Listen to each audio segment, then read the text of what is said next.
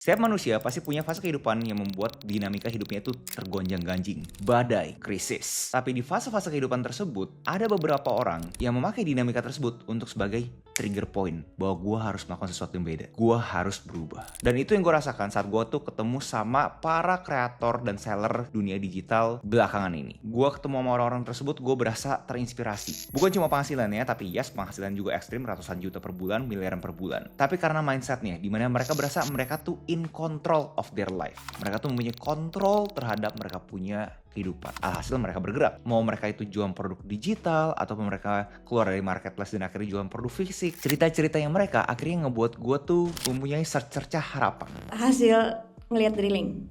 Kira bohong. 6666496 972.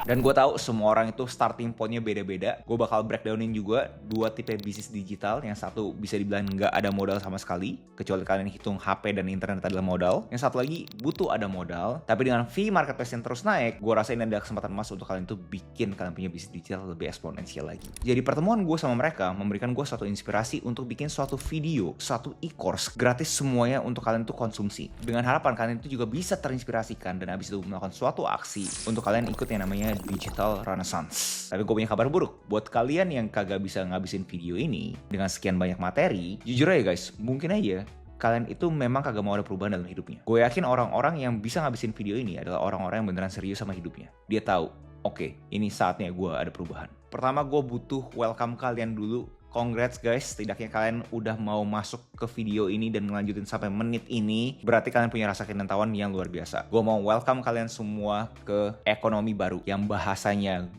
yang gue ambil dari bukunya 4 Hour Workweek adalah The New Rich. Dan gue ubah jadi namanya The Digital Renaissance. Apa sih sebenarnya konsepnya Digital Renaissance atau The New Rich ini? Basically di bukunya 4 Hour Workweek, si Tim Ferriss ada ngomong, lo mendingan kaya yang seperti apa? Contoh lu kaya yang dapat penghasilan 100 juta gitu kan ya. Tapi lu harus kerja contoh 100 jam. Atau lu 100 juta, tapi lu kerja cuma 10 jam.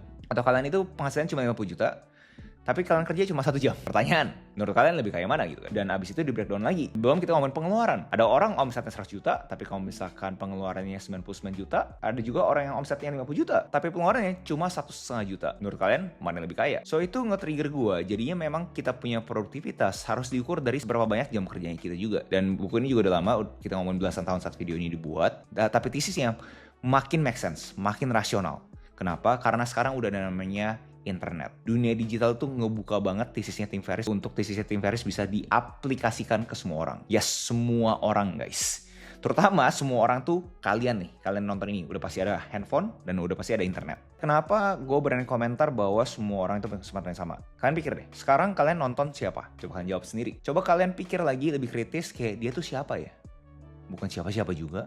Shotnya gitu-gitu aja. Dan dari cara ngomongnya itu cepetnya ampun-ampun, udah pasti akademisnya terbelakang. Bukan good speaking skills, nggak punya kemampuan komunikasi yang baik. Tapi kalian masih dengerin dia kan? So itu kenapa gue berani komentar. Dari semua video yang gue buat di dunia maya ini sebagai studi kasus, apakah beneran dia bukan siapa-siapa bisa jadi seseorang di dunia maya ini? Ternyata bisa. Untuk gue bisa jadi siapa-siapa, gue harus bisa bikin yang namanya konten. Di sini gue mau berhenti dulu. Kebanyakan orang udah langsung takut nih. Aduh, harus bikin konten ya bro, segala macem. Kalau misalkan lu pada punya pemikiran seperti itu, ya udah susah. Lu pada pengennya tuh masuk ke suatu industri yang lu nggak usah bikin konten, lu didatengin customer, dan abis itu lu tinggal closing. Zaman seperti itu udah lewat guys. Itu kalau misalkan kalian suka ya nggak apa-apa, itu fungsinya ada namanya pasar.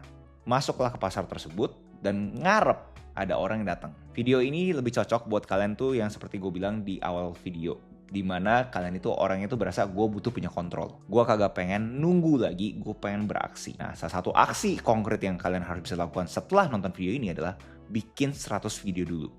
Sehari satu berarti kurang lebih dalam waktu 3 bulan kan itu selesai. Lanjut, gue pengen punya empati, gak semua orang itu punya modal. Alhasil, gue pengen ngomongin dulu industri yang menurut gue resikonya sangat-sangat kecil, tapi hasilnya tuh bener luar biasa. Namanya adalah produk digital. Mungkin ada beberapa dari kalian berasa kayak, bro ini mah udah lama lah bro, lu udah ngomongin produk digital dari 2 tahun lalu gitu kan ya. Sekarang mah udah kagak ada yang peduli, sekarang mah udah saturated. Gue liat kiri dan kanan semua orang jualan hal yang sama, dan bahkan ada beberapa yang nanya tuh penting harga. Mau gimana bro, udah telat lah gitu kan ya. Pertama, lu harus mikir dulu, belum telat. Kenapa gitu? Lu coba deh jangan ngomongin apapun yang terjadi di dunia maya. Karena kan FYP-nya kita, algoritma itu nge-push apapun yang kita sering konsumsi. Jadi lu ke distorsi kayak seakan-akan semua orang itu tahu produk digital. Dan gimana cara kita tahu sebenarnya itu udah banyak pemainnya atau belum? Lu coba deh ke sekeliling temen lu beneran gitu loh. Jangan temen lu yang ngomongin bisnis. Kalau punya keluarga deh, tahu gak produk digital lu apa? Mayoritas taunya apa sih? Jualan token games, bro. Jadi kita tuh masih early banget, guys. Gue pengen ngomong berdasarkan fakta juga. Kalau kita ngomongin addressable marketnya bisa segede apa? Dari AI pun udah kasih tahu bahwa kita tuh masih kecil banget dari addressable marketnya kita. Belum kita ngomong juga dari sisi makroekonomi. Negara kita makin maju, harapannya. Alhasil GDP-nya kita juga makin tinggi. Alhasil semakin banyak juga rakyat kita yang mempunyai daya beli lebih tinggi lagi. Saat daya beli sudah makin tinggi dan sudah bisa memenuhi kebutuhan primer, kebutuhan sekunder dan tersier seperti digital product, itu juga akan makin masif. Jadi jangan kedistorsi kayak seakan-akan udah telat segala macam. Justru menurut gua, saat orang bilang udah telat, itu adalah kesempatan kalian. Kenapa lu bisa bilang gitu, bro? Ingat deh 2013-2014, berapa banyak orang yang ngomongin udah telat lah lu kalau misalkan mau main Instagram. Udah terlalu banyak selebgramnya, udah terlalu banyak influencernya, udah terlalu banyak KOL-nya. Tapi kita lihat industrinya Instagram, kreator ekonomi di aplikasi Instagram toh 10 tahun kemudian, 15 tahun kemudian ada aja kan kreator baru yang akhirnya bisa. So, jangan ngecilin kalian punya value, guys. Di sini mungkin kalian berpikir secara kritis kayak ya udah bro, kok gitu kenapa gua nggak ikutin mayoritas kreator pada umumnya ya? Gue coba main endorsement deh. Boleh gak? Boleh banget. Tapi gue mau kasih tahu kalian ada downside dari kalian yang ngikutin mayoritasnya. Downside-nya adalah pertama jelasnya kita itu harus konten ya, seperti yang tadi gue cerita. Udah konten lu ngarap dapat followers karena lu harus belajar komunikasi dengan harapan orang itu mau follow lu, dan habis itu lu ngarap dengan followers lebih banyak, ada brand yang inquiry ke lu. Brand nanya ke lu kayak boleh gak gue endorse? Kata kuncinya adalah ngarap. Kenapa gue bisa komentar ngarap? Kita pikir lagi secara kritis. Pada umumnya orang-orang yang punya budget endorsement itu kan ngambil dari budget pemasaran mereka. Harusnya kita setuju di sana. Kenapa gue bisa bilang ngarep? Karena saat mereka punya perusahaan lagi nggak baik-baik aja, apa sih yang paling gampang di-cut? Yang paling berasa, itu nggak ada dampaknya tuh. Katanya dulu, budget pemasaran. Kan terkesan kayak, gue marketing sama gue nggak marketing, sama aja. Udahlah cut itu aja lah dulu. Itu kenapa gue bisa bilang ngarep. Tapi asumsi lah kalian punya kesempatan banyak banget, akhirnya kalian tetap closing. Congrats. Kalian tuh masuk ke brand brief. Brand brief kalian tuh harus akhirnya produksi konten, harus tektokan terhadap revisi segala macem. Udah akhirnya ke postpone, abis itu kalian tuh harus kasih insight-nya kalian. Dan begitu kalian udah kasih insight-nya kalian tuh harus nunggu dibayar sekarang. Dan kadang-kadang ada brand yang unik, bisa mendadak kagak jadi tuh di tengah-tengah proses. Dan ada juga kadang-kadang berasa bahwa, bentar ya, gue punya finance masih di Bali lagi healing. Banyak banget dinamikanya. Apakah sumber pendapatan ini bagus? Jelasnya bagus. Beli putus beres. Tapi dinamikanya luar biasa. Dan itu kenapa gue berasa sekarang tuh udah outdated banget lah. Itu tuh kreator ekonomi 1.0. Dimana lu tuh bikin custom service, lu nunggu demand. Sedang kreator ekonomi yang zaman sekarang dengan dunia digital makin keren, tools-toolsnya makin keren, AI lah, website builder yang namanya Linkit, itu makin keren. Kalian tuh udah bisa bikin produk, bikin demand. Dan pertanyaan besarnya adalah, kenapa bro? Kenapa digital product bro? Gue kagak ngerti. Kalau misalnya ngomongin bikin produk, bikin demand kan bisa produk fisik. Yes, kita bakal ngomongin produk fisik tapi entaran. Sekarang gue mau kasih dulu kenapa produk digital. Karena kalau misalnya kalian tuh punya pengalaman sama seperti gue, capek banget produksi guys. Gue gak tahu berapa banyak dari kalian yang punya background industri padat karya ya. Contoh kita bikin baju, bikin kaos, bikin kemeja. Itu prosesnya tuh banyak guys. Satu line itu bikin kemeja tuh bisa 30-40 orang. Belum kita ngomongin helpernya, belum kita ngomongin QC-nya. Dan asumsi kita bisa closing deals 1 PO 10.000 piece gitu kan ya. Dinamika produksi itu banyak. Kita ngomongin telat logistik A lah, kita ngomongin si B lagi gak enak badan hari ini. Belum di iklim Indonesia kadang-kadang ada yang kesurupan. Banyak banget dinamikanya. Kayaknya berasanya tuh gue pengen jualan kok susah banget ya, produksi aja gak bisa gitu kan ya. Pas gue denger ada satu industri yang produksi 1 kali jual berkali-kali, nge-trigger gue pengen industrinya seperti itu. Gue fokus ke jualan, produksinya sekali aja. Jadi kalau misalnya kita breakdown ini kayak produk fisik gitu kan ya. Produksi, jual, produksi, jual, produksi, jual, produksi, jual, produksi, jual, produksi, jual, produksi, jual, produksi, jual. Sedangkan misalnya produk digital, produksi, jual, jual, jual, jual, jual, jual, jual, jual, jual. Beda kan guys ya? Coba deh kalian post video ini dan abis itu kalian ngomongin produk fisik, kalian ngomongin produk digital. Ngomongin aja produksi jual, produksi jual. Menurut kalian mana yang lebih enak? Harusnya kalau misalnya kita setipe, seprofil, iyalah bro, mending produk digital kemana-mana. Apakah artinya produk fisik nggak bisa sukses? Jelasnya bisa. Tapi kita ngomongin rincian biayanya seperti ini kurang lebih. Kita ngomongin biaya produksinya, kita ngomongin berapa? 50.000 ya kan? Kita ngomongin cotton bambu 30S. Kita ngomongin biaya packagingnya, pada umumnya 10%, 5.000. Biaya platformnya, yang gue dengar per video ini dibuat, katanya bisa sampai 10-12%. Kita taruh 10%. Biaya logistiknya 20.000. Totalnya Apakah bisa sukses Gus? Bisa. Tapi jualan produk fisik 1, fisik 2, fisik 3 dan seterusnya akan mengulangi. Biaya produksinya nambah, alhasil akan makin butuh banyak modal, biaya packaging juga nambah, dan habis itu biaya logistiknya juga nambah. Alhasil industri ini sangat-sangat capital intensif. Kalian lawan sama yang produk digital, biaya produksinya bisa 0. Kalau misalnya kalian punya otak. Atau di zaman sekarang, kalian tuh punya otak dan AI. Biaya packaging kalian juga 0. Dan kalau misalkan kalian ngomongin platform, itu 3-5%, udah diskon 50% kalau misalkan kalian dibandingkan sama produk fisik sebelumnya. Biaya logistik 0. Kenapa? Karena sudah included dari biaya platform tersebut. Karena kalau misalkan produk digital dijual via email kan ya. Totalnya, senyum. Dan kalau misalkan kita ngomongin sukses, ya biaya produksinya masih 0, biaya packaging masih 0, biaya platformnya 5-3%, biaya logistiknya 0 guys. Ini industri yang orang-orang ekonom pada bilang bahwa zero marginal cost. Produksi 1 kali, jual berkali-kali. Nah, mungkin kalian di sini masih agak asing terhadap produk digital. Kalau misalnya kalian mau lebih detail lagi, kalian bisa cek video-video gue sebelumnya. Tapi kalau misalnya kalian masih bingung kayak, bro apa sih yang sebenarnya dijual dari ini semua? Yang dijual adalah gap of information. Jadi setiap orang itu kan punya informasi yang berbeda-beda ya. Berapa banyak orang ketemu video ini, ngeklik video ini, dan habis itu konsumsi sampai menit ini. Nah, orang-orang tersebut adalah orang-orang yang pengen belajar gila-gilaan. Karena mereka mempunyai asumsi mereka tuh tidak mempunyai informasi X, gue mempunyai informasi X.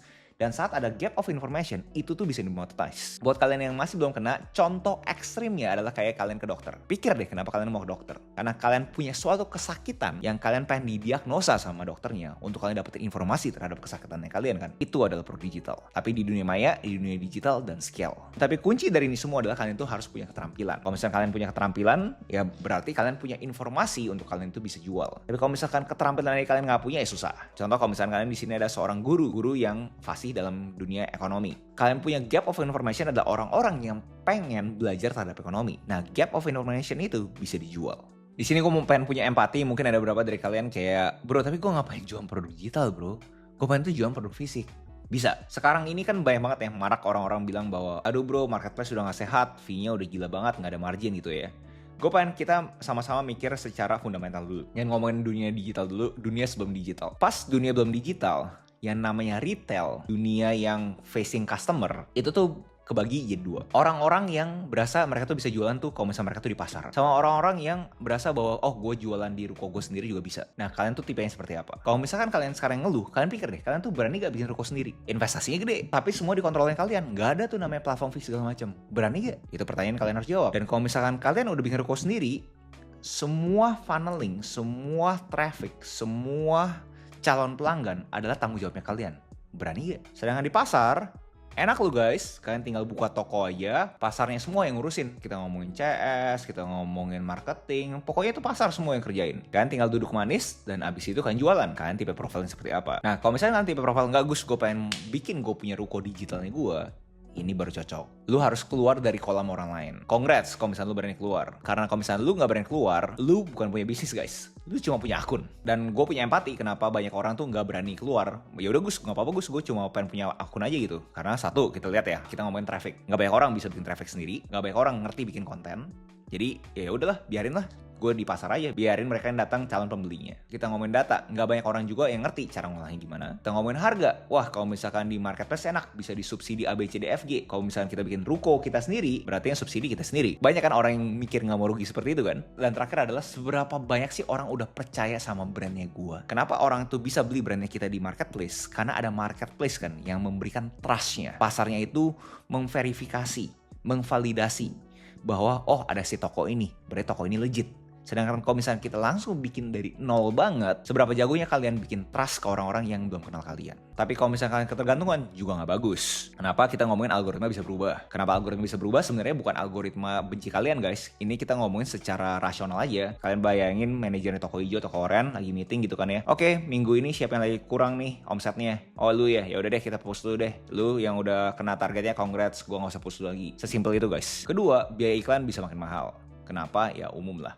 Biaya makin lama makin mahal. Ketiga, subsidinya bisa hilang. Alhasil 3 komponen ini bisa ngebuat lu yang dulu itu ranking 1 mendadak jadi ranking 10 dalam sekejap.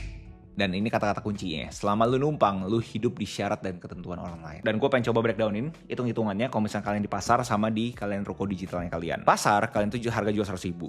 Biaya admin platform berapa kita ngomongin, kita taruh aja. Kita ngomongin biaya iklan sama ads internal berapa persen, juga taruh aja. Subsidi gratis berapa persen, cashback, HPP, pada umumnya 40%, taruh ya kan. Margin kalian dari harga yang 100.000 jadi cuma 29.000. Kalau misalnya kalian punya ruko digital sendiri, website sendiri, kita ngomongin biaya platform contoh 3% ya, jadi 3.000, nggak ada subsidi, nggak ada cashback ya kan, HPP kalian 40%, kalian bisa dapat margin 57.000. Nah jadi selisihnya kurang lebih itu kan 28.000, dan kita coba kali dengan seberapa banyak frekuensinya kalian setiap bulannya, asumsi 1.000 order, alhasil jadi bisa sampai 28 juta per bulan. Di sini mungkin kata kuncinya adalah saving ya, dimana lu bisa hemat 28 juta per bulan. Gede gak? Pasti gede. Menurut gue, savingnya ini 20 juta ini adalah kalian punya biaya pemasaran. Karena kalau misalkan kalian itu di pasarnya kan yang datengin pembeli. Sedangkan sekarang misalkan kalian di ruko digital, 28 juta per bulan itu ya kalian saving, mendadak kalian punya margin bersih gede, itu jadi biaya pemasarannya kalian nih. Kalau misalnya kalian bisa di bawah itu dan omset kalian masih sama, menurut gue worth it kalian kerjain sendiri. Kenapa worth it? Karena menurut gue marketplace itu memang by nature itu bikin lu tuh perang harga. Karena sebagai contoh, lu itu mau beli barang elektronik, lu ke satu pusat elektronik dimanapun itu, lu datang toko A, B, C, D, F, G, semua bersama kan barangnya kan. Dan lu lu harganya berapa, lu harganya berapa. Kalau begitu lu berani lakuin semua, lu bakal dapat beberapa hal yang marketplace namun gak bisa kasih lu. Ownership data, lu bisa olah datanya semua lu bisa kontrol brand alignment, bahwa tempat gue mau A, B, C, D, F, G segala macam tuh bisa di lu punya budget sendiri. 3, margin lebih gede, jelasnya harapannya lebih tepatnya. Terakhir, positioning lu lebih premium. Jelasnya kita setuju ya, orang di pasar sama orang punya ruko sendiri terkesan ya ruko, wah orang ini lebih gede nih besarannya. Dan lo akhirnya bisa bikin funneling, bisa bikin membership sendiri, bisa bikin loyalty point sendiri, akhirnya bisa melakukan yang namanya lifetime value. Terakhir ya jelasnya nggak dari bisa bank lu. Jadi buat yang memula banget menurut gua, lu bikin konten sekarang ke marketplace lo bisa pastiin orang itu udah terima produknya lu dengan subsidi marketplace. Gimana caranya lu bisa drive traffic mereka untuk di repeat berikutnya di lu punya website. Contoh, lu bisa setiap kali ada pembelian lu kasih voucher nih. Tapi vouchernya itu bukan beli di toko hijau atau toko oranye, tapi beli di websitenya lu. Dan akhirnya lu bisa dapat tuh database-nya, dan akhirnya lu bisa melakukan retention di website pribadinya lu. Kenapa menurut gue ini saat yang tepat untuk ngelakuin ini semua? Orang tuh makin gak asing lagi sama yang namanya dunia digital, udah makin percaya sama transaksi lewat kris segala macam. Kita ngomongin orang juga udah gampang banget nanya via WA segala macam. Bikin website juga udah gampang banget, dan bahkan ada yang gratis apapkinya, yaitu namanya elempa.id. Linkit, infrastrukturnya itu udah siap menurut gue. Jadi itu kenapa menurut gue kalau misalnya kalian yang mau bikin ruko digital, ini saatnya. Gak ada cost juga untuk kalian mulai, untuk kalian coba dalam konteks pembuatan websitenya. Kalau misalnya kalian makin namanya elempa.id, Linkit, langsung bikin aja. Setup 25 menit, check out lokal, database otomatis, dan integrasi via WhatsApp. Begitu kalian udah sign up di Linkit dan habis itu kalian dapat kami toko personal, jangan sampai kalian tuh berpikir bahwa itu udah selesai itu langkah. Pembeli akan datang sendirinya. Jelasnya kita tadi udah ngomong ya. Tapi udah tahu kalian itu punya website sendiri, karena harus bisa melakukan suatu funneling. Yang bahasa kerennya adalah value ladder yang ditranslate tangga nilai. Jadi tangga nilai itu sebenarnya bentuknya kayak gimana? Itu adalah setiap tangga tuh punya value masing-masing. Contoh kita ngomongin yang dari gratis, ke entry 10.000, ke core 100.000, branding ke 2 juta, loyalty ke 2 juta plus. Nah, gimana caranya si pembeli itu tetap terus-terusan beli barang kita sampai akhirnya ke level yang loyal ke kita. Kalian juga menurut gue butuh coba pikirin produk kalian itu high consideration atau kagak. Orang itu mempertimbangannya tuh tinggi gak sih saat beli produk kalian. Maksudnya apa? Semakin kalian itu bisa melakukan yang namanya impulse buying, mungkin tangga nilai itu relevan. Kenapa? Karena menurut gua semakin itu low consideration, semakin besar juga kalian itu kagak bisa melakukan yang namanya value ladder. Jadi analogi seperti ini, lo beli suatu barang, kita ngomongin CCTV contohnya. CCTV tersebut ada di manapun dan harganya murah. Nah itu lo gak butuh tuh namanya value ladder segala macam itu, karena lo tahu lo bakal menang di murah kok, which is fine. Berarti lo mau main di komoditas. Mendingan lo lebih fokus di pasar. Tapi gitu lo udah punya kode digital sendiri, website sendiri ini, lo harus pikirin bisa gak sih lu ekspansi bisnis lu, produk line up-nya lu, lini produknya lu, menjadi yang sifatnya itu yang lebih premium lagi, yang kasarnya high consideration. Buat kalian masih ada paham apa itu high consideration, basically gini lah. Kan beli angka 15.000, low consideration gak? 15.000 kalian pikir, ya udah kok bayar aja lah ya 15.000 gitu nih. Tapi kalau misalnya kalian disuruh beli barang harga 500.000, 1 juta, high consideration, Pak. Kalian mikir kan 2 kali ya, bener gak sih, worth it gak sih? Nah, semakin tinggi kalian punya harga, semakin besar juga kalian itu butuh melakukan namanya value ladder. Yang bahasa kerennya adalah kalian harus punya lead magnet yang tadi free, habis itu kalian merger, habis itu trialnya, baru beli, dan akhirnya dia bisa naik level ke level berikutnya. Nah, semua fitur di Linkit itu sebenarnya itu dipetakan untuk memastikan kalian itu bisa melakukan yang namanya value ladder. Kita bisa bikin blog buat jadi bait-nya kalian, kita bisa kasih kalian tombol subscribe buat jadi bait-nya juga, bisa kasih support buat bikin aksi sosial, Kita bisa bikin digital product, ebook buat kalian kasih ke kalian punya calon pelanggan, event buat ada komunitasnya, appointment juga buat orang yang mau konsultasi sama produk-produknya kalian, physical product jelasnya buat jualan, course video buat kalian itu pengen retain, kalian punya loyalty members buat mereka itu dapat konten-konten eksklusif, dan yang terakhir affiliate yang paling bagus banget dimana kalian tuh bisa bikin orang-orang yang sudah beli barangnya kalian jadi resellanya kalian. Contohnya gimana bro? Contoh kita ngomongin brand skincare lokal harganya mungkin 350.000 per produk gitu kan ya. Bednya pertama bisa pakai blog ataupun email. Bilangin cara bedain kulit berminyak versus dehidrasi ya kan. Kalau misalkan lu mau dapet PDF-nya, lu input email atau WA-nya lu dapat kan, kita punya product database. Kita kasih lagi berikutnya, nih gua ada ebook nih 30 days skin preset rutin, harganya 39.000. Nah pas orang udah beli 39.000, di daunnya itu ada voucher nih. Lu kalau misalnya beli gue punya skincare di bulan depan, harganya itu diskon 100.000. Dia convert deh kalau punya produk. Lu juga bisa gunakan event kayak webinar gitu kan ya, skin analysis, dan di ujungnya ada juga tuh voucher buat produk fisiknya kalian. Dan kalian ini semua bisa bundling lagi. Lu kalau misalkan mau dapat course video, bisa dapat produk fisiknya, lu bundle harga sekian juga. Dan terakhir lu mau bikin prajurit advokat brandnya lu bisa bikin course video, lu gabungin sama affiliate. Dan ini gak cuma skincare guys ya, gue kasih go through bareng-bareng nih. Kita bisa kasih contoh kursi ergonomis lah, kita bisa kasih contoh kopi lah, kita bisa kasih contoh fashion, semua bisa guys. Dan gue pengen kasih kalian juga suatu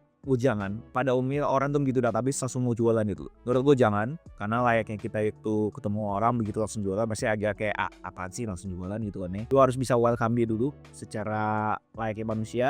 Say hi aja dulu, kasih tahu ceritanya lu kasih insight-nya lu kasih bukti sosial, terus lu baru tuh masuk ke yang namanya tuh tripwire, dimana lu kasih beberapa offer yang murahnya ampun buat orang tuh tahu dulu produknya lu. Baru akhirnya ada webinar dan di ujung baru ada namanya main offer. Udah lu ngelakuin ini semua, lu harus pastiin lu tuh orang tuh benar-benar data driven. Karena nggak ada gunanya lu punya personal website, lu punya ruko digitalnya lu, tapi akhirnya lu siapa yang mengambil keputusan masih berdasarkan feeling. Lu harus bisa objektif mungkin berdasarkan data. Apa aja sih yang harus diukur? Ya berapa banyak konten yang publikasikan setiap bulannya. Terus berapa banyak juga landing page views. Yang jadi udah dari konten, viewsnya itu berapa banyak sih yang masuk ke kita punya website, dan kita dapat data orang berapa banyak dari kita punya leads magnet. Habis itu ke kita punya konversi tripwire yang low cost itu, yang harga murah itu berapa banyak juga, dan habis itu yang akhirnya convert ke kita punya core product berapa banyak, dan di ujung yang paling penting adalah berapa banyak buyer akhirnya retain balik lagi jadi advokat. Jadi poinnya sebenarnya simple banget, kalian harus bisa bikin konten sebanyak mungkin dimanapun,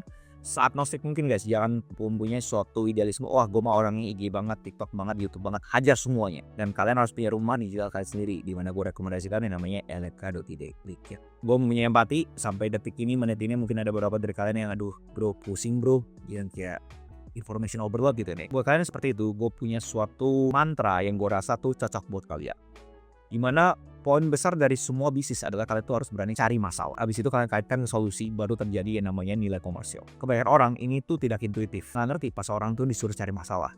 Karena kita emang dibiza pas lagi kecil masuk ke sistem sekolah, kan dibilang jangan cari masalah. Mendadak sekarang di sini bilang cari masalah dan kejar. Tapi begitu kalian ngerti bahwa oh bener ya Busio, berarti kita bener harus fokus ke satu masalah, gila-gilaan kita fokus di sana dan kita kaitkan ke solusi, barulah kita bisa memberikan yang namanya value, nilai tambah. Dan buat kalian di sini mungkin agak pusing, jangan kecil hati. Kalau misalnya gue bisa menyederhanakan, sebenarnya sesimpel ini guys, bikin konten yang memberitahukan masalahnya, bikin produk yang memberikan solusinya, sesimpel itu. Kalian yang masih bingung mau mulai dari mana lagi, kalian tuh sebenarnya bisa banget masuk ke eletka.id, mulai namanya itu affiliate. Jadi tinggal kalian add new blog, affiliate, cari atau produknya kalian, abis itu distribusin ke semua media sosial yang kalian punya. Sesimpel itu. Tapi mungkin ada yang unik di sini kayak bro, tadi gue nggak tahu bro mau post apa bro. Karena orang-orang pada bilang harus post berdasarkan niche. Nah di sini gue pengen coba kasihkan bonus lah ya, dimana niche itu ya terkesan kayak seakan-akan tuh sesuatu yang harus pilih. Oh gue tuh fashion, gue itu adalah traveling, gue itu adalah food gitu. Niche itu adalah diri lu guys, nggak ada yang bisa replace dirinya lu. Dan lo harus bisa mikir kata kunci apa, message apa, pesan apa yang tuh pengen coba komunikasikan ke dunia maya ini. Nah itu jadi konten pilar 1, konten pilar 2, konten pilar 3, konten pilar 4. Dan itu pun akhirnya turunannya jadi ide 1, ide 2, ide 3, ide 4. Contoh, bisa gue percaya banget gue punya pesan adalah semua orang tuh punya kesempatan yang sama.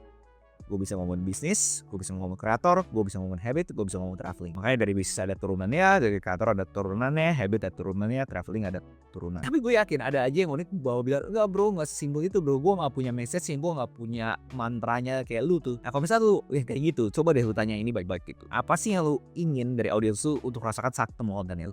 Coba pikirin, apa tuh rasanya? Pengalaman pribadi apa yang bikin lu tuh kayak sekarang? Idealnya kalau lu sekarang terkenal, kira-kira tuh karena apa? Karena orang tuh ngomongin lu tuh sebagai apa sih? Di ujung banget nih, lu bisanya apa? Nah kalau misalnya lu jujur sama gue bahwa gue gak bisa apa-apa, kan susah. Lu salah video nih. Video lu tuh adalah bukannya gimana caranya kalian itu bisa dapat 1 miliar dalam 3 bulan gitu. Nggak bisa guys. Videonya kalian adalah gimana caranya kalian itu bisa mengakuisisi, bisa mendapatkan keterampilan lebih cepat lagi, lebih efektif lagi. Lu tuh butuh memperkaya diri lu. Self improvement. Nah begitu kalian itu, pesan gue di akhir adalah pokoknya pastiin kalian punya konten tuh harus punya namanya value, nilai tambah.